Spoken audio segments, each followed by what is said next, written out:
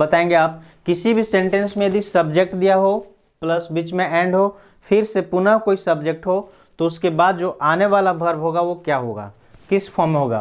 तो ठीक है, दिया रहे क्या लिखा है, मैंने लिखा है दोस्तों कि यदि किसी सेंटेंस में सब्जेक्ट 1 और सब्जेक्ट 2 दिया रहे और दोनों सब्जेक्ट से पहले क्या लगा रहेगा, ध्यान देंगे, दोनों ही सब्जेक्ट के पहले आर्टिकल लगे रहेंगे ना, आर्टिकल, दोनों सब्जेक्ट से पहले क्या होंगे, आर्टिकल लगे होंगे। ध्यान में रखने वाली बात यही है कि यदि किसी सेंटेंस में दो सब्जेक्ट दिए हो, सब्जेक्ट 1 और सब्जेक्ट 2, दोनों ज्वाइनिंग हो रहे हो एंड से, बट कंडीशन क्या है कि दोनों ही सब्जेक्ट के पहले कोई ना कोई आर्टिकल दिया रहेगा। दोनों सब्जेक्ट से पहले कोई ना कोई आर्टिकल दिया रहेगा। तो हमें क्या है करना, तो उस परिस्थिति में जो हमारा वर्ब होगा वह क्या होगा, तो उस परिस्थिति में जो वर्ब होगा दोस्तों welcome to my YouTube channel explosive English with Rakesh sir. दोस्तों आइए आज मैं एक नया टॉपिक आपके लिए लेकर आया हूँ। वो टॉपिक है दोस्तों सब्जेक्ट वर्ब एग्रीमेंट। कौन सा टॉपिक है, ये टॉपिक हमारा है दोस्तों सब्जेक्ट वर्ब एग्रीमेंट, जो कि ये ग्रामर का बहुत बहुत बहुत वेरी वेरी इंपॉर्टेंट टॉपिक कह सकते हैं इसको, ठीक है ना, क्योंकि इसके बिना हमारा पूरी ग्रामर की नॉलेज अधूरी है। अगर आपको सब्जेक्ट वर्ब एग्रीमेंट का जानकारी नहीं है, सब्जेक्ट वर्ब एग्रीमेंट का कोई उसके बारे में नॉलेज नहीं है आपके पास, आप उसकी तैयारी नहीं करके रखते हैं, तो ये समझिए कि पूरी ग्रामर आपका बेकार है, व्यर्थ है इसके बिना, ठीक है। क्योंकि ये एक ऐसा टॉपिक है दोस्तों जिसके आधार पे पूरी ग्रामर को करेक्शन करने का, एरर डिटेक्शन आता है ना एग्जाम में, आप जाते हैं जब भी कॉम्पिटिटिव एग्जाम देने या कभी कभी आप ये स्कूल लेवल का एग्जाम देने जाते हैं तो उसमें भी एरर चुनने के लिए आ जाता है, चूज द एरर, ठीक है ना, ये एरर डिटेक्शन क्वेश्चन जिसको हम लोग बोलते हैं। तो उस तरह का जब क्वेश्चन आता है तो उसमें इससे सब्जेक्ट वर्ब एग्रीमेंट से बहुत सारा क्वेश्चन दिए जाते हैं दोस्तों, इसलिए ये बहुत बहुत इंपॉर्टेंट है। एरर डिटेक्शन में आता है, फिल इन द ब्लैंक्स में भी आता है, मैच द फॉलोइंग में भी कभी कभी से जुड़ जाता है, क्वेश्चन मिल जाता है। तो ऐसे बहुत सारे ये इसका ब्रॉड एरिया है जिसमें ये क्वेश्चन इससे पूछे जाते हैं, इसलिए ये बहुत इंपॉर्टेंट टॉपिक है। आप इस टॉपिक को बहुत ही ध्यान से सुनने और समझने की कोशिश करना दोस्तों। आज मैं आपके लिए बहुत इंपॉर्टेंट टॉपिक, इसीलिए इससे मैं आपके लिए शुरू कर रहा हूँ। अभी मैं थोड़ा सा नरेशन टॉपिक को फिलहाल ड्रॉप किया हूँ, उसको भी लेकर आगे आऊँगा, नेक्स्ट पार्ट बहुत जल्द आने वाला उसका भी, लेकिन आज आप इसे देख लेंगे, ठीक है ना। अब ये सब्जेक्ट वर्ब एग्रीमेंट टॉपिक पढ़ने से पहले दोस्तों, क्योंकि सब्जेक्ट वर्ब एग्रीमेंट एक्चुअली में है क्या, इस चीज़ को पढ़ने से पहले आप ये जान लीजिए कि इसमें होता क्या है। इसी को एक और नाम से जानते हैं हम लोग, वो क्या है, तो इसी को एक और नाम दे सकते हैं हम लोग, क्या है, सब्जेक्ट वर्ब एग्रीमेंट को ही एक और नाम से जाना जा सकता है दोस्तों, वह होगा प्रोनाउन वर्ब एग्रीमेंट। क्या होगा, प्रोनाउन वर्ब एग्रीमेंट, क्लियर है। यानी कि क्या, इसमें जो है दोस्तों सब्जेक्ट को वर्ब से, इसको सब्जेक्ट को वर्ब से, और जिस तरह से सब्जेक्ट को वर्ब से एग्री करवाते हैं ना हम लोग, मैच कराते हैं, उसी तरह इस वर्ब को प्रोनाउन के साथ भी मैच कराना पड़ता है, इसके साथ भी अच्छे से कॉम्बिनेशन मिलाना पड़ता है, ठीक है ना। तो हम लोग कह सकते हैं सब्जेक्ट और वर्ब, सब्जेक्ट और प्रोनाउन ये दोनों के साथ वर्ब का कॉम्बिनेशन, वर्ब का एग्रीमेंट बहुत जरूरी है होना, ठीक है। इसीलिए इसका नाम दे सकते हैं सब्जेक्ट वर्ब एग्रीमेंट या फिर प्रोनाउन वर्ब एग्रीमेंट। बट यहाँ पे मैं आज जो बताऊंगा दोस्तों, इसमें क्या है कि सब्जेक्ट और प्रोनाउन दोनों को एक साथ एक ही में मिलाकर पढ़ाऊंगा, ताकि आपको ना समझने में दिक्कत हो, ना क्वेश्चन सॉल्व करने टाइम कोई प्रॉब्लम हो, ठीक है ना।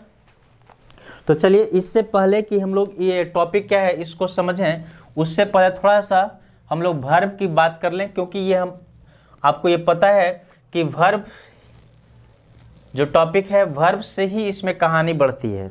आप अगर वर्ब को समझेंगे नहीं, वर्ब के बारे में आपको अगर नॉलेज नहीं है, पता नहीं है, तो आप आगे कुछ नहीं कर पाएंगे। इसलिए आइए हम लोग वर्ब के बारे में बात करें। तो पहला टॉपिक हमारा आज का क्वेश्चन बन सकता है, व्हाट इज वर्ब। तो अभी तक आप लोग पढ़े हैं दोस्तों, आप लोग जानते होंगे, जनरली हर कोई इस बात को बोलता है, समझाता है क्या,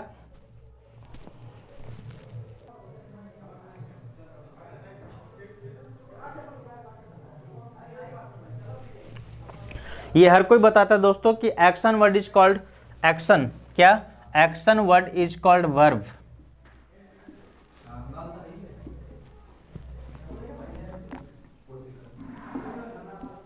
action word is called verb. क्या तो आप पे ये क्वेश्चन होता है दोस्तों कि क्या सिर्फ एक्शन वर्ड ही वर्ब होते हैं।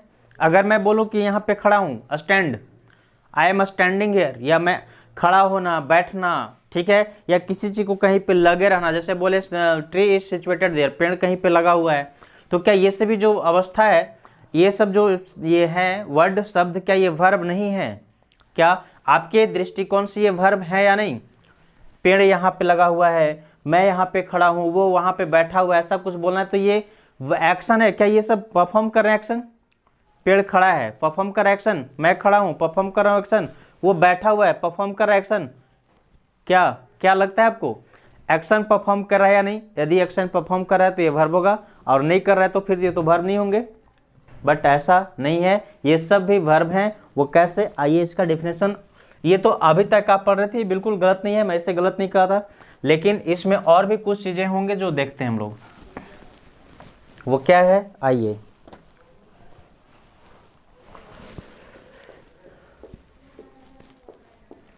Words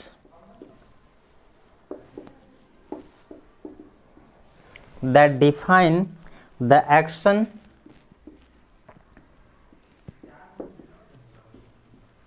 or the state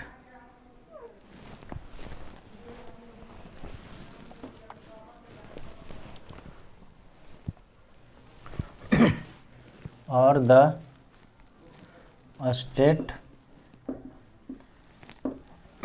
state या इसी को आप कह सकते हैं कंडीशन भी ना, ब्रैकेट में, कंडीशन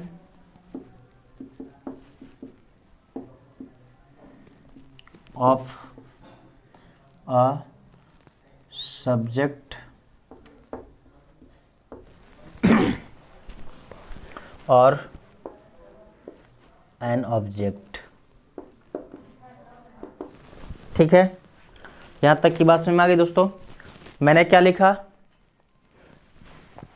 कि words that define the action और द स्टेट, यानी कंडीशन, अवस्था, ऑफ अ सब्जेक्ट और एन ऑब्जेक्ट। ठीक है, यानी कि वह शब्द जो किसी सब्जेक्ट या ऑब्जेक्ट का एक्शन को, उसके काम को या उसके अवस्था को, स्टेट को बताता है, एक्सप्लेन करता है, उसी को हम लोग वर्ब बोलते हैं। क्लियर है? ये तो बात समझ में आ गया आपको। चलिए अब इसका एग्जाम्पल बहुत सारा आप जानते हैं। राम इट्स अ मैंगो, तो ये इट्स हो गया आपका वर्ब। ठीक है ना? राम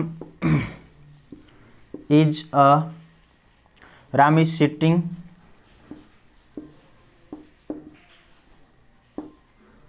ठीक है, राम इज सिटिंग, राम बैठा हुआ है, तो ये उसका स्टेट बता रहा है। इस तरह से ये हो गया इसका एग्जाम्पल दोस्तों। ठीक है ना? तो ये हमारा वर्ब क्या है, उसका डेफिनेशन हुआ। वर्ब के कुछ एग्जाम्पल्स भी है। आइए अब इसी में हम लोग आगे बढ़ने की कोशिश करेंगे। तो अब मैं थोड़ा सा आपको और आगे लेकर चलने की कोशिश करूं दोस्तों, तो वह होता है क्या, आगे चलिए मैं इधर लिख रहा हूं टाइप्स ऑफ वर्ब।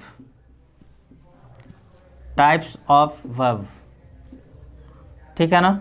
वर्ब के टाइप्स क्या हैं, कितने हैं, ये चीज़ थोड़ा सा देख लें, हम लोग समझने की कोशिश कर लें तो ज़्यादा अच्छा होगा। ठीक है, वर्ब के टाइप्स होता है दोस्तों, मुख्य रूप से आपको पता है कि दो, वर्ब को दो टाइप्स में डिवाइड किया जाता है ना। पहला है मेन वर्ब, या इसी को आप प्रिंसिपल वर्ब भी कह सकते हैं। और दूसरा है दोस्तों हेल्पिंग वर्ब, और एक्जुलरी।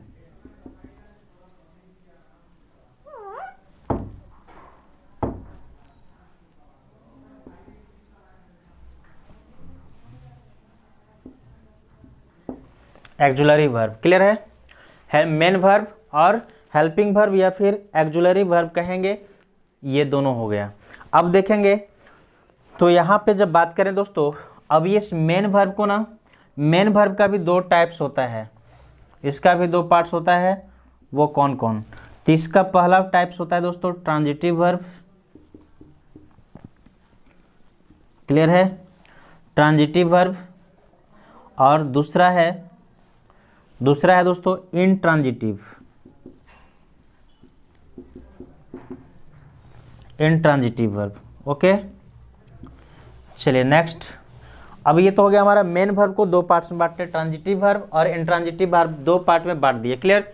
अब हेल्पिंग वर्ब के देखें तो इस हेल्पिंग वर्ब को भी दो पार्ट्स में हम लोग बांटेंगे। चलिए मैं इसे थोड़ा अलग कलर से लिखता हूँ। हेल्पिंग वर्ब को भी क्या करेंगे, दो अलग पार्ट्स में बांटेंगे। वो कौन कौन से पार्ट्स हैं देखते हैं।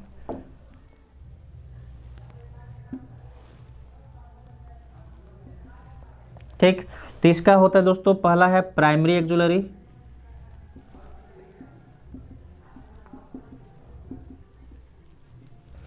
प्राइमरी एक्जुलरी वर्ब पहला टाइप्स हो गया। हेल्पिंग वर्ब का दो टाइप्स, उसमें पहला है प्राइमरी एक्जुलरी और दूसरा है दोस्तों मॉडल एक्जुलरी। ठीक, मॉडल एक्जुलरी पास में आ रही है ना, प्राइमरी एक्जुलरीज और मॉडल एक्जुलरी। अब प्राइमरी एक्जुलरी की बात किया जाए तो इस प्राइमरी एक्जुलरी को भी तीन पार्ट में इसको हम लोग डिवाइड करेंगे। कितने पार्ट में? तीन पार्ट में डिवाइड करेंगे। वो कौन है तीन पार्ट, देख लेंगे आप लोग।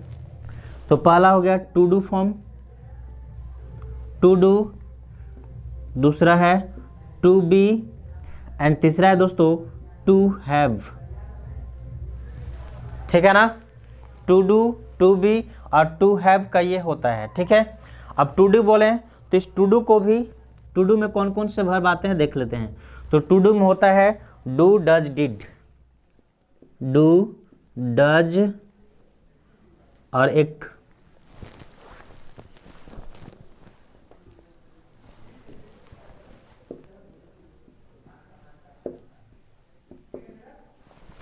Do, does, did. क्लियर है दोस्तों। चलिए अब टू बी में बोले तो टू बी में होते हैं कौन कौन से देख लीजिए।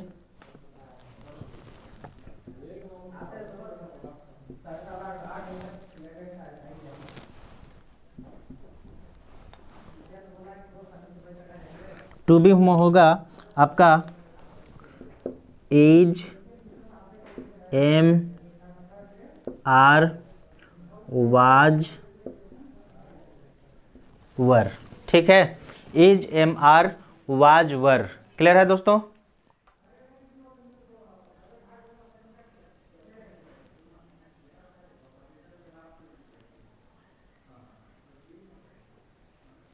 चलिए is, am, are, was, were. और टू हैव में देखें तो टू हैव में भी होते हैं कौन कौन से देख लीजिए। तो टू हैव में होगा दोस्तों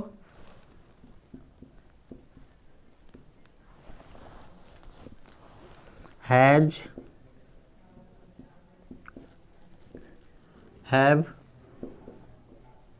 हैड। ठीक, हैव, हैज, हैड। क्लियर है।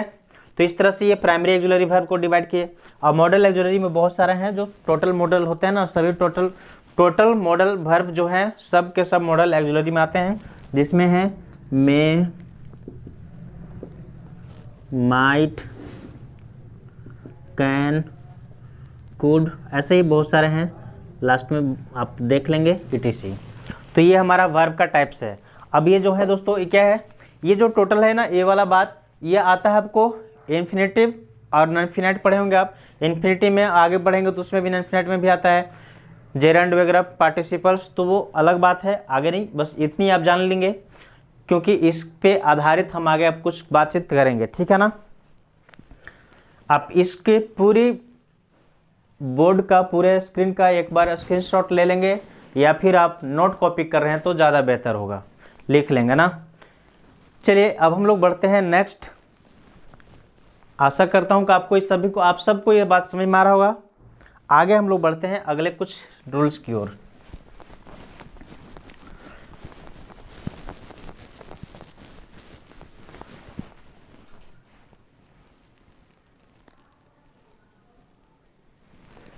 चलिए दोस्तों, तो अब इसमें आगे बढ़ते हैं। सब्जेक्ट अब हमारा क्या है कि ये वर्ब का तो टाइप्स देख लिए। अब वर्ब की फॉर्म्स की बात कर लें तो वर्ब का फॉर्म्स होता है, यानी कि फॉर्म्स ऑफ वर्ब।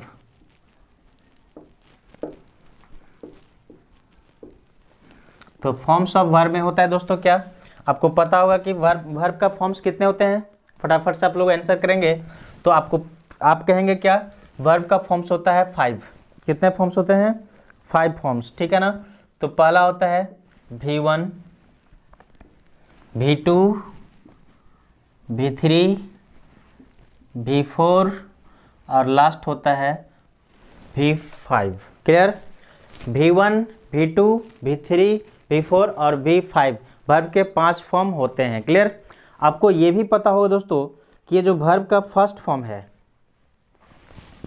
ये है वो प्रेजेंट को शो करता है, प्रेजेंट टेंस, ठीक है ना। और वे प्रेजेंट टेंस का कौन सा form, plural form, present tense का प्लूरल फॉर्म। V2 जो होता है दोस्तों ये हमारा पास्ट टेंस को शो करता है, पास्ट टेंस, यानी कि कह सकते हैं पास्ट इंडिफिनिट, ठीक है ना। पास्ट में भी तो कैसा, पास्ट इंडिफिनिट टेंस।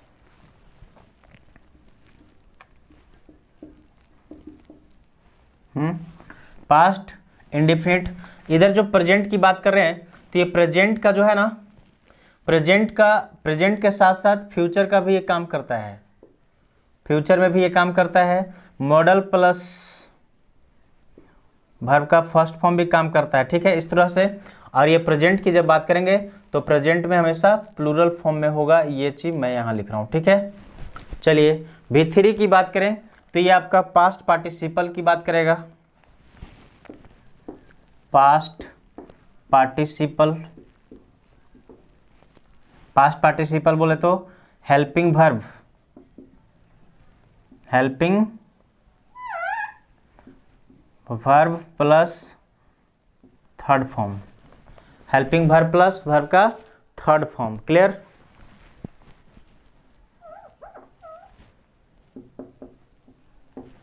चलिए इसके बाद ये देखें तो ये आता है हमारा प्रेजेंट पार्टिसिपल। इसी को प्रेजेंट पार्टिसिपल को ना आप एक और नाम दे सकते हैं, वो क्या है वो देखेंगे अभी सामने, कंटिन्यूअस, कंटिन्यूअस फॉर्म भी बोल सकते हैं। क्लियर है। और ये वर्ब का फिफ्थ फॉर्म जो है ये भी प्रेजेंट को ही शो करेगा, बट प्रेजेंट टेंस में कौन सा, तो प्रेजेंट टेंस में ये है दोस्तों सिंगुलर को शो करता है, ठीक है।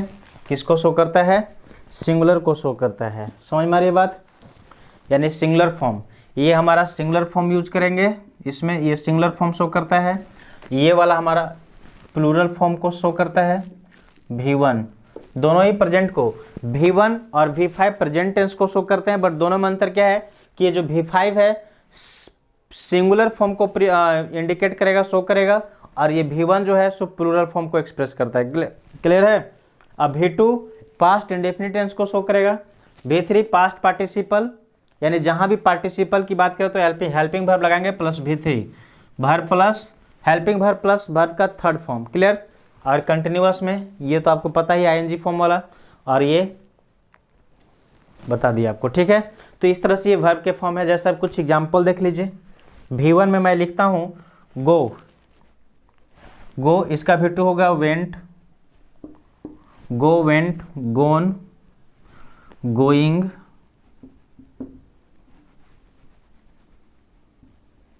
ठीक, इसके बाद गोज। रन लिख सकते हैं कम,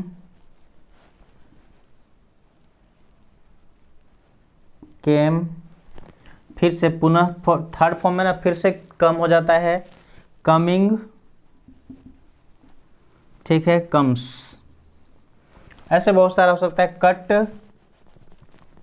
कट का कट, कट, कटिंग, कट्स।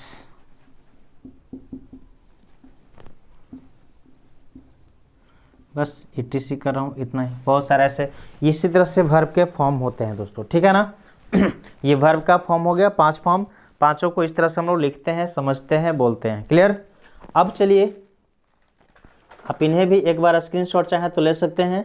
अब हम लोग बढ़ेंगे नेक्स्ट अपने ओरिजिनल टॉपिक की ओर, जो हमारा आज का टॉपिक है। इस टॉपिक की शुरुआत अब हम लोग करने वाले हैं। क्लियर है। चलिए, तो इस टॉपिक की शुरुआत करना है दोस्तों। मैं इसे विरेज करता हूं।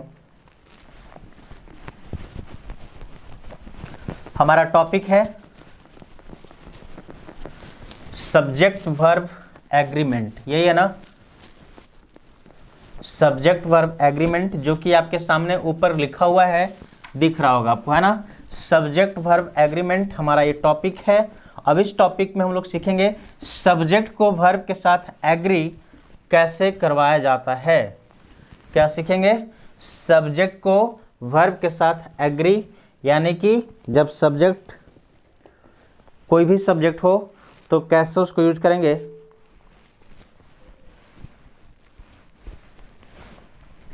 सब्जेक्ट वर्ब क्या है? सब्जेक्ट वर्ब एग्रीमेंट जो आपके सामने यहाँ पे लिखा हुआ है, इसका काम क्या है? रूल नंबर 1 इसमें देखेंगे।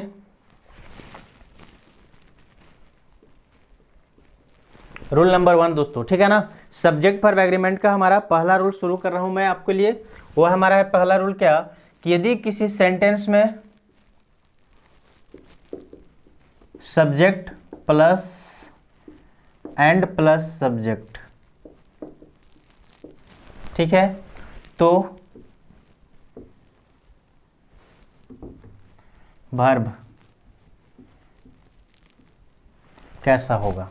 अब बताएंगे आप, किसी भी सेंटेंस में यदि सब्जेक्ट दिया हो प्लस बीच में एंड हो, फिर से पुनः कोई सब्जेक्ट हो, तो उसके बाद जो आने वाला वर्ब होगा वो क्या होगा, किस फॉर्म में होगा।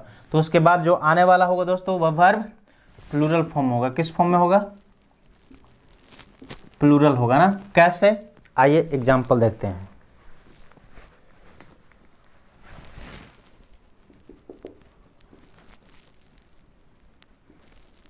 Ram and Rahul are friends, ठीक है। Ram and Rahul are friends, दिख रहा ना, Ram and Rahul.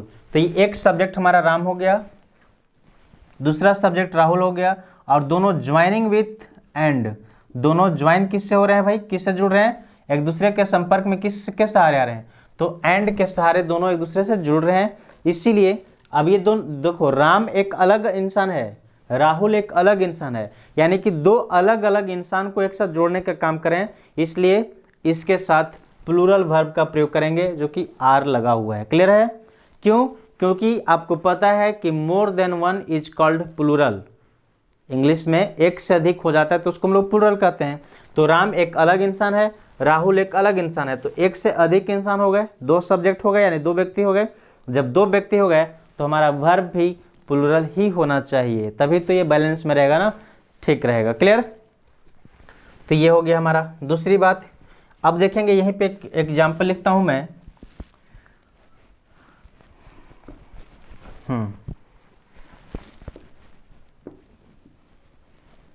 Bread and butter are available here.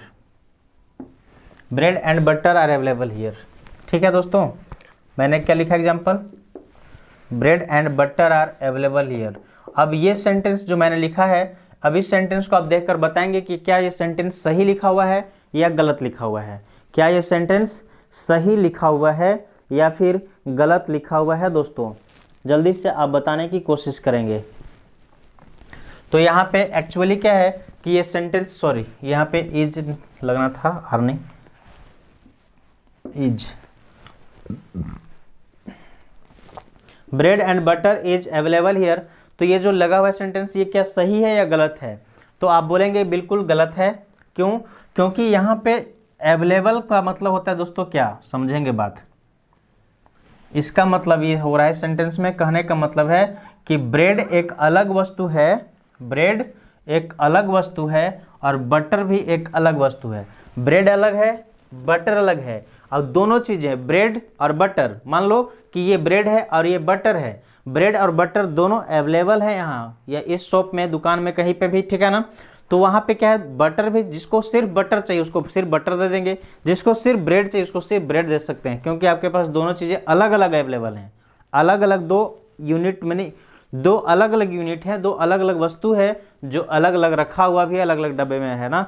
तो वो दोनों चीज़ें अलग अलग होने के कारण क्या होगा, ये ब्रेड अलग है, बटर अलग है, और दोनों ज्वाइनिंग विथ एंड, ये एंड से जुड़ रहे हैं, इसलिए ये प्लूरल बन गया। और प्लूरल बन गया दोस्तों, तो यहाँ पे जो इज लगा है ये गलत हो गया, इसके जगह पर हमारा क्या होना चाहिए, आर होना चाहिए, ठीक है ना। आर अवेलेबल हियर, ये सही होगा। Bread and butter are available here, क्योंकि ब्रेड अलग चीज़ और बटर अलग चीज़ था, दोनों मिलाकर नहीं है एक में, ठीक। आगे अगर इसी को मैं लिख दूँ ऐसे, क्या इसी सेंटेंस को ऐसे लिखा हुआ मिल जाए आपको अगर कहीं पे, bread and butter, bread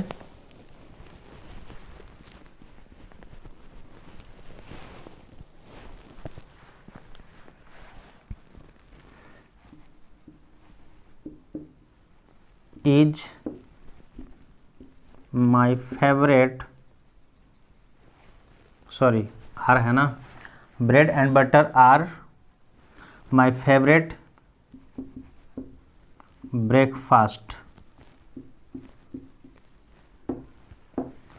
bread and butter are my favourite breakfast. अब ये बताएंगे दोस्तों कि क्या यह सेंटेंस सही है या गलत है, क्या यह सेंटेंस सही है या गलत है, जल्दी बताने की कोशिश करेंगे। तो इसमें आप बोलेंगे दोस्तों कि ब्रेड एंड बटर की जब बात करें तो ये ब्रेड एक अलग वस्तु है, बटर एक अलग वस्तु है। अब ये दो अलग अलग तो वस्तु हैं, लेकिन जब ब्रेकफास्ट की बात करें ना, यहाँ पे बात करें क्या, ब्रेकफास्ट टाइम, ब्रेकफास्ट की बात करें कि bread and butter are my favourite breakfast. तो जब भी ब्रेकफास्ट में ब्रेड और बटर लेते हैं तो ऐसा नहीं करते हैं कि एगो ब्रेड का टुकड़ा लिए, ब्रेड काटे, आहा, इसके बाद फिर बटर चाटे, फिर ब्रेड, ऐसा तो करके आप नहीं खाते हैं ना। आप क्या करते हैं, ब्रेड पे ना बटर को अप्लाई करते हैं, ब्रेड पे बटर को अप्लाई करते हैं, लगाते हैं, इसके बाद दोनों को एक में जब दोनों को ब्रेड पे बटर लगा दिया गया मतलब कोई एक बन गया। अब एक बन गया तब उसको एक ही बार में काट के खा जाते हैं हम लोग, ठीक है ना। तो यहाँ पे क्या हो रहा है कि ब्रेड एंड बटर दोनों अलग अलग तो है, दोनों अलग अलग तो है, लेकिन जब ये अप्लाई किया जा रहा है, एक दूसरे पे अप्लाई हो जा रहा है ना, ब्रेड पे ही बटर अप्लाई हो रहा है, तो ये सिंगल यूनिट बन जा रहा है दोस्तों। क्या बन जा रहा है, सिंगल यूनिट। और जब सिंगल यूनिट बन गया ना, तो इस कारण से सिंगल यूनिट बनने के कारण यहाँ जो वर्ब जो हमारा प्लूरल लगा हुआ है, ये प्लूरल वर्ब नहीं लग करके क्या लगेगा, यहाँ पे सिंगुलर वर्ब इज लगेगा, क्योंकि ये दोनों एक दूसरे पे बन गए, एक दूसरे में लगा दिए गए तो सिंगुलर बन गए, इसलिए सिंगुलर वर्ब इनके साथ लगेगा। क्लियर। तो अब हो गया bread and butter is my favourite breakfast, बात समझ आ रही है। अब इसी पर, अब जब ये देखिए एग्जांपल, इसी से जुड़ा हुआ एक हमारा रूल तैयार हो गया। वो क्या है रूल, आगे देखिए यहाँ पे वो रूल दोस्तों, रूल नंबर 2 हम लिख सकते हैं यहाँ पे, ठीक है ना। रूल नंबर 1 था ये, रूल नंबर 2 मैं लिख रहा हूँ यहाँ पे।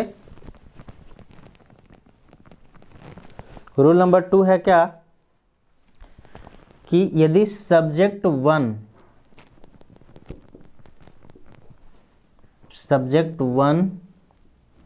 प्लस एंड प्लस सब्जेक्ट 2,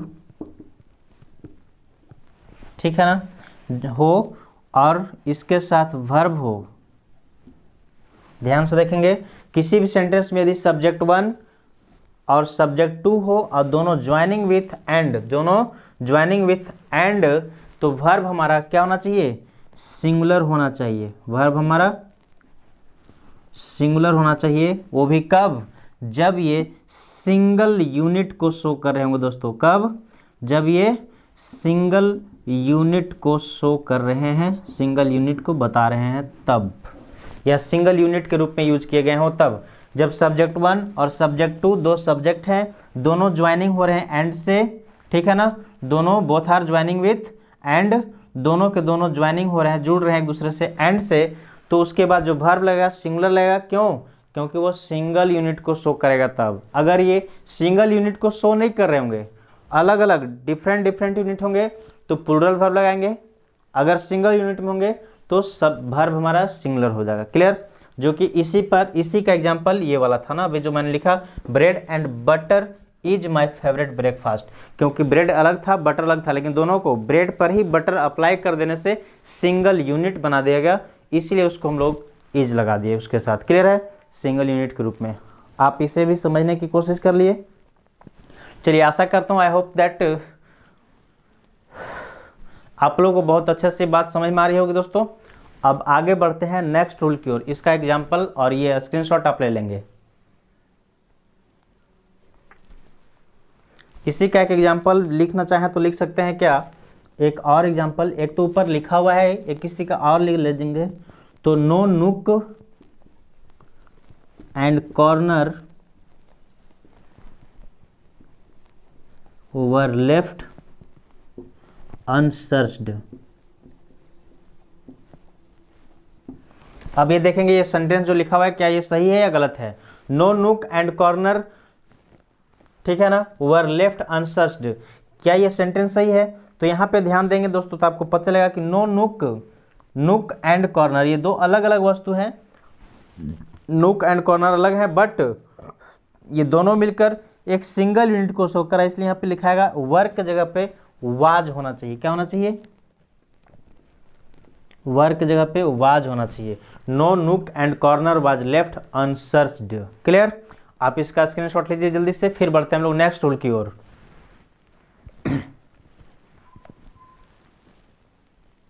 चलिए, मैं अभी से इरेज करता हूं। आगे नए रूल और भी हैं, देखते हैं, उन सभी रूल्स को समझने की कोशिश करते हैं दोस्तों।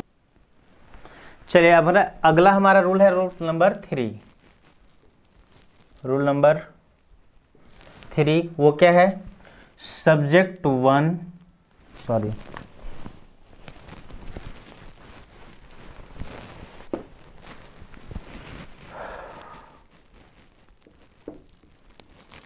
Subject 1 plus and plus subject 2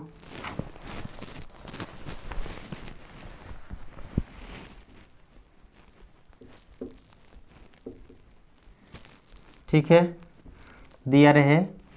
क्या लिखा है? मैंने लिखा है दोस्तों कि यदि किसी सेंटेंस में सब्जेक्ट 1 और सब्जेक्ट 1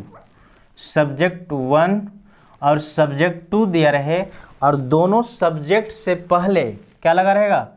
ध्यान देंगे, दोनों ही सब्जेक्ट के पहले आर्टिकल लगे रहेंगे ना। आर्टिकल, दोनों सब्जेक्ट से पहले क्या होंगे? आर्टिकल लगे होंगे।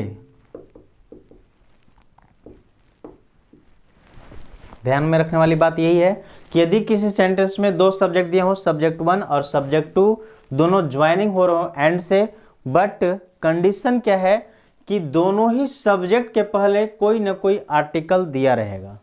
दोनों सेंटेंस में, सॉरी, दोनों सब्जेक्ट से पहले कोई ना कोई आर्टिकल दिया रहेगा। तो हमें क्या है करना? तो उस परिस्थिति में जो हमारा वर्ब होगा वह क्या होगा? तो उस परिस्थिति में जो वर्ब होगा दोस्तों वह हमारा प्लूरल होगा ना, प्लूरल वर्ब होगा। क्लियर है? बात को समझ में आ रहा है आप लोग को कि यदि किसी सेंटेंस में सब्जेक्ट 1 और सब्जेक्ट 2 यानी दो सब्जेक्ट दिए हैं और दोनों ही सब्जेक्ट के पहले आर्टिकल लगा हुआ है, तो वहां पे हमारा वर्ब प्लूरल यूज होता है। क्यों? क्योंकि वो दो अलग अलग वस्तु या दो अलग अलग व्यक्ति बन जाएंगे, प्लूरल बन जाएंगे। ठीक है, चलिए जैसे एग्जाम्पल इसका देखते हैं।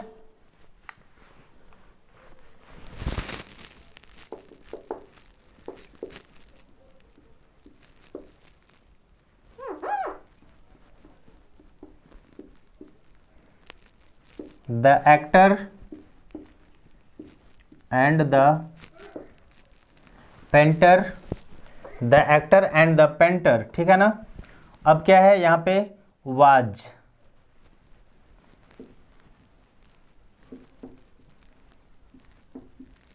kept on waiting, the painter and the actor was kept on waiting या केप्ट वेटिंग। क्लियर। अब इसको देखेंगे। अब यहाँ पे जो सेंटेंस लिखा हुआ है क्या ये सही है या गलत है, इसको जल्दी से पहचानने की कोशिश करें। तो यहाँ पे देखने की बात ये है दोस्तों कि एक एक्टर अलग इंसान है, पेंटर दो अलग। देखिए सब्जेक्ट 1 हो गया, ये सब्जेक्ट 1 और ये सब्जेक्ट 2 है, बट दोनों से पहले आर्टिकल है। देखिए यहाँ पे आर्टिकल और यहाँ भी आर्टिकल लगा हुआ है ना, यहाँ भी आर्टिकल है। तो सब्जेक्ट ये हमारा S1 है, कह सकते हैं S1, और ये सिर्फ S2 है ना।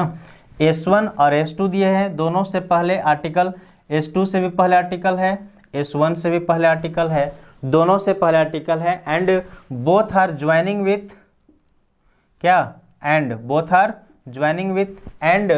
ठीक है, देख रहे ना कि दो सेंटेंस, एक ही सेंटेंस में दो सब्जेक्ट हैं, एक सब्जेक्ट 2 एक सब्जेक्ट 1, और दोनों से पहले आर्टिकल दिया हुआ, आर्टिकल आर्टिकल, और दोनों एंड से ज्वाइन भी हो रहे हैं।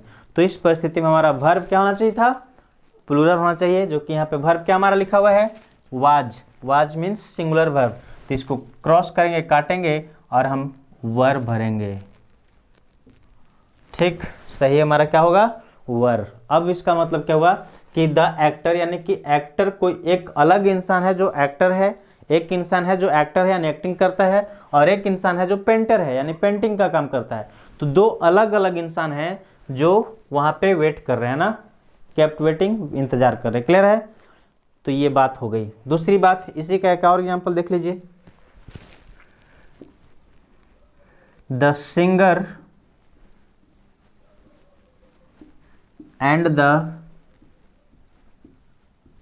एक्टर हैज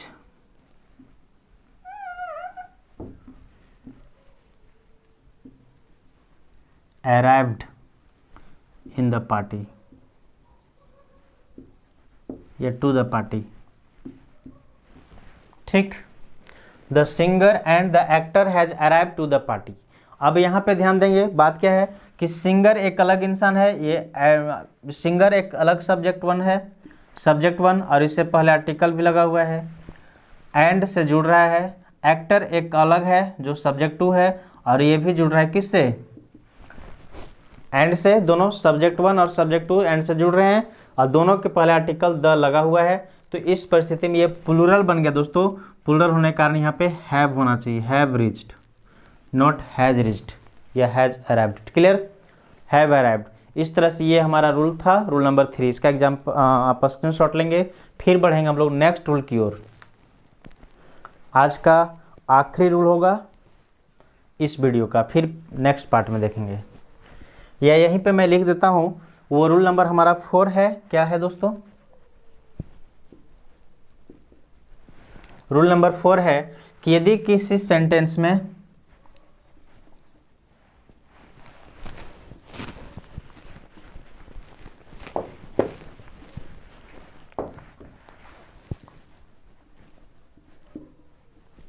सब्जेक्ट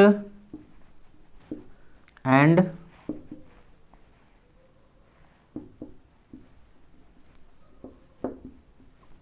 सब्जेक्ट, तब वर्ब क्या होगा बताना है। और कंडीशन क्या है कि एक सब्जेक्ट से पहले, पहला सब्जेक्ट से पहले कह सकते हैं कि हमारा आर्टिकल लगा रहेगा ना। अब क्या है रूल नंबर 4 कि किसी सेंटेंस में दो सब्जेक्ट होंगे, सब्जेक्ट 1 सब्जेक्ट 2, दोनों ज्वाइन हो रहे होंगे एंड से। ये भी सही है, यहाँ तक भी ठीक है। लेकिन कंडीशन अब ये है कि अभी ऊपर वाला हम देख रहे थे कि यहाँ पे दोनों सब्जेक्ट के पहले आर्टिकल लगा हुआ था। रूल नंबर 3 में दोनों सब्जेक्ट से पहले आर्टिकल लगा हुआ था, बट यहाँ पे रूल नंबर 4 में देख रहे हैं क्या कि दो सब्जेक्ट हैं, दोनों ज्वाइन हो रहे हैं एंड से, लेकिन दो में से पहला जो सब्जेक्ट है ना, फर्स्ट सब्जेक्ट, सब्जेक्ट 1 जो है उसके पहले आर्टिकल लगा हुआ है और सब्जेक्ट 2 के पहले कुछ नहीं लगा है। तो इसका मतलब क्या हो गया, इसका मतलब ये हो गया कि ये जो सब्जेक्ट हो गया हमारा वो सिंगुलर हो गया दोस्तों, और सिंगुलर हो गया तो उस जगह पे हम सिंगुलर वर्ब का प्रयोग करेंगे। क्यों, अब क्यों ऐसा होता है आगे एग्जाम्पल लिखेंगे तो ज़्यादा बेहतर से समझेंगे हम लोग, ठीक है ना। एग्जाम्पल देखेंगे तो बहुत ज़्यादा बेहतरीन तरीके से इसे समझ सकेंगे।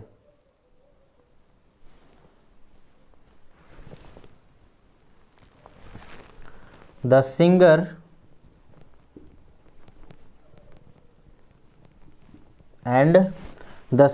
And writer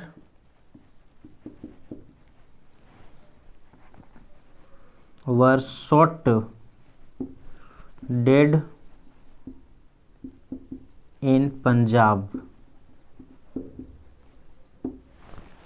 The singer and the singer and writer were shot dead in Punjab. अब यहाँ पे ध्यान देने वाली बात क्या है समझेंगे।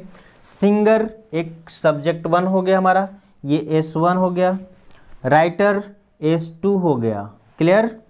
बट क्या दिख रहा है यहाँ पे कि सिंगर से पहले एक आर्टिकल भी लगा हुआ है, आर्टिकल, ठीक है ना, और दोनों ज्वाइन हो रहे हैं एंड से, दोनों ज्वाइन हो रहे हैं एंड से। तो इसका मतलब क्या हुआ कि ये एक ही सब्जेक्ट है, एक ही इंसान है, सिंगर और राइटर, और दोनों मिलाकर क्या है ना, मतलब एक ही इंसान। ये जो रूल है दोस्तों क्या शो करेगा कि एक ही पर्सन है, एक ही व्यक्ति है जिसके अंदर दो दो गुण है, दो दो क्वालिटी है, ठीक है ना। क्या क्या, वही इंसान सिंगर है यानी बहुत अच्छा बेहतरीन गा लेता है, और वही इंसान है जो राइटर है अच्छा लिख भी लेता है। तो एक ही इंसान के अंदर दो क्वालिटी हैं, सिंगिंग का भी राइटिंग का भी। तो उसी के बारे में बोल रहा है कि the singer and writer were shot dead. अब जब ये एक ही इंसान के अंदर दो क्वालिटी है, क्वालिटी ना अलग है, इंसान तो एक ही है, सब्जेक्ट तो हमारा एक ही है ना, इसलिए इसके साथ हमारा सिंगुलर वर्ब लगना चाहिए, जबकि यहाँ पे आपका लगा हुआ है प्लूरल्स वर्ब दोस्तों, प्लूरल, इसलिए रॉन्ग हो गया। इसको काट कर आप वाज कर देंगे, ठीक।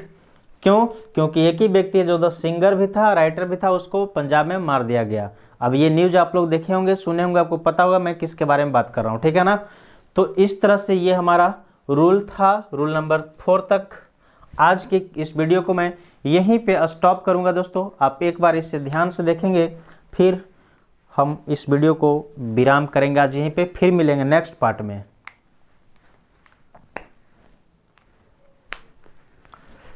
चलिए, आशा करता हूँ आप सभी को ये वीडियो बहुत पसंद आएगा, बहुत अच्छा लगेगा। ये रूल जो भी मैंने बताया बहुत अच्छा लगा होगा। अब अगर ये वीडियो बहुत अच्छा लगा हो तो आप इस वीडियो को जितना ज़्यादा से ज़्यादा हो सके शेयर करें, और हमारे YouTube चैनल पर अगर आप नए हैं तो हमारे चैनल को सब्सक्राइब करें और बेल आइकन को प्रेस करें दोस्तों, ताकि हमारे चैनल पे आने वाले हर एक अपडेट्स, हर एक वीडियो का नोटिफिकेशन सबसे पहले आप प्राप्त कर सकें। फिर मिलते हैं नेक्स्ट पार्ट में, तब तक के लिए bye bye, thank you, take care.